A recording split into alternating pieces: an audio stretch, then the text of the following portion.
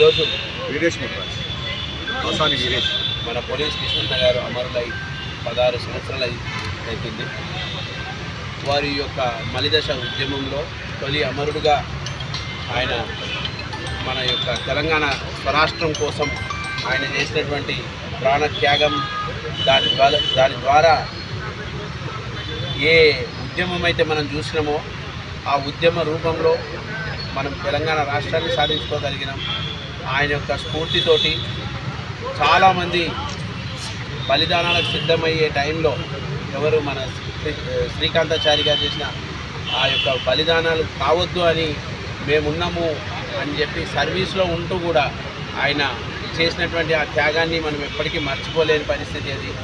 ఆయన యొక్క బలిదానము అలాగే చాలామంది అమరులు అయినారు. వాళ్ళందరి త్యాగ ఫలంతో ఈరోజు తెలంగాణ రాష్ట్రం ఏర్పడి దశాబ్ద కాలం అయింది. అయినప్పటికీ కూడా సబ్బండ జాతుల్లో ఏ కోణం కోసమైతే మనం తెలంగాణ రాష్ట్రం రావాలని కోరుకున్నామో అది కూడా ఇంకా ఇప్పటికీ పూర్తిగా సాధ్యం కాలేదు. ఎప్పుడైతే ఈ సబ్బండ జాతులకు న్యాయం జరుగుతుందో వాళ్ళ యొక్క ఆత్మలు కూడా శాంతిస్తాయని ఈ యొక్క సందర్భంగా తెలియజేస్తూ ఆయన ఇచ్చినటువంటి స్ఫూర్తిని మనం తీసుకొని రాబోయే రోజుల్లో ఈ యొక్క సబ్బండ జాతులకు సంబంధించినటువంటి సమస్యలతో పాటు ముదిరాజులలో అత్యధికంగా కష్టపడుతున్నటువంటి సమస్యలు చాలా ఉన్నప్పటికీ బీసీడీ నుంచి బీసీఏకి మార్చాలన్న యొక్క జీవోని అమలుపరుస్తామని ప్రభుత్వము వాళ్ళ యొక్క కామారెడ్డి బీసీ డిక్లరేషన్లో ఇచ్చినటువంటి అభయాస్త బీసీ డిక్లరేషన్లో చెప్పినటువంటి వాగ్దానాన్ని ఈ రోజుకి 2 సంవత్సరాలు అయినప్పటికీ కూడా వాళ్ళు నెరవేర్చకపోవడం బాధాకరం. ఈరోజు ఆయన వర్ధంతి సందర్భంగా ఇది ఎందుకు గుర్తు చేసుకున్నామంటే బలి అవుతున్నటువంటి వారేమో సబ్బండ జాతులు అధికారంలోకి వచ్చిన తర్వాత ఆ సబ్బండ జాతులను పట్టించుకోకపోవడం బాధాకరం. పోలీస్ కృష్ణన్న వారి యొక్క వర్ధంతి రోజునే మనము ముదిరాజు ఉద్యమం ప్రారంభిద్దామని అనుకున్నాం.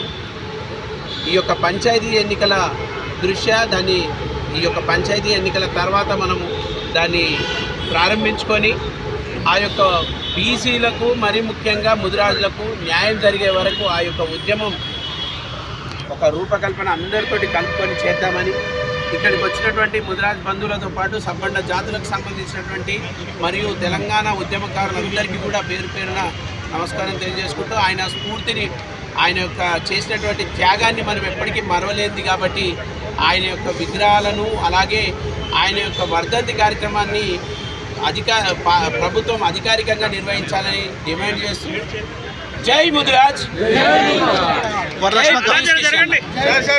ఇప్పుడు మీరు కామారెడ్డిలో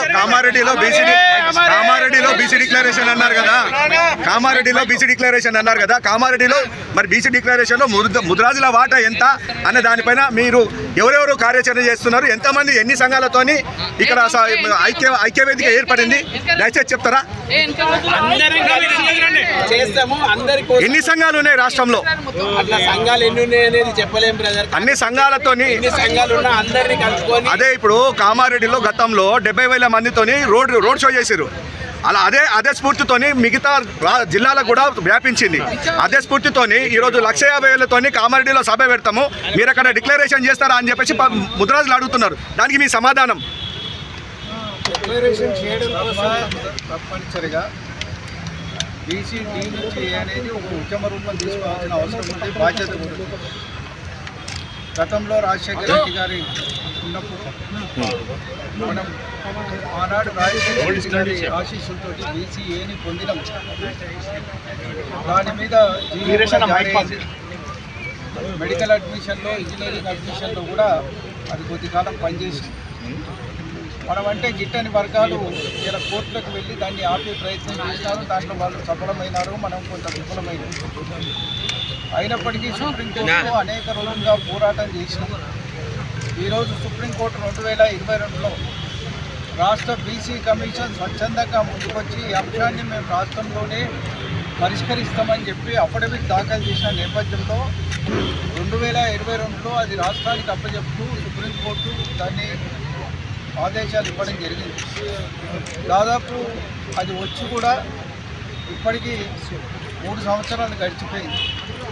ఈ ప్రభుత్వం వచ్చి అభయహస్తంలో PCD నుంచి ముదిరాజులకు కార్పొరేషన్ దానికి నిధులు అన్నీ చెప్పినప్పటికీ కూడా ఆచరణలో ఏమాత్రం ముందడుగు వేయడం లేదు. మా కార్పొరేషన్ ఇచ్చినందుకు మేము అందరం ధన్యవాదాలు చెప్పినాం, కానీ కార్పొరేషన్ కావాల్సిన నిధులు ఇవ్వమని చెప్పి కూడా మేము వాళ్ళకి డిమాండ్ చేస్తున్నాం.